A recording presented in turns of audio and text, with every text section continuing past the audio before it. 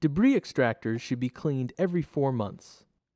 Pinch the yellow extractor frame release tabs, then lift up the extractor frame and remove any obstructions.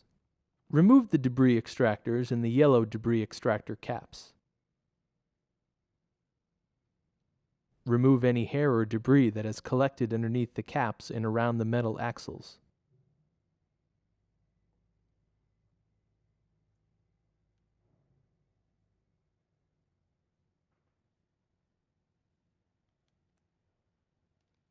Remove hair and debris from the plastic pegs on the other side of the debris extractors.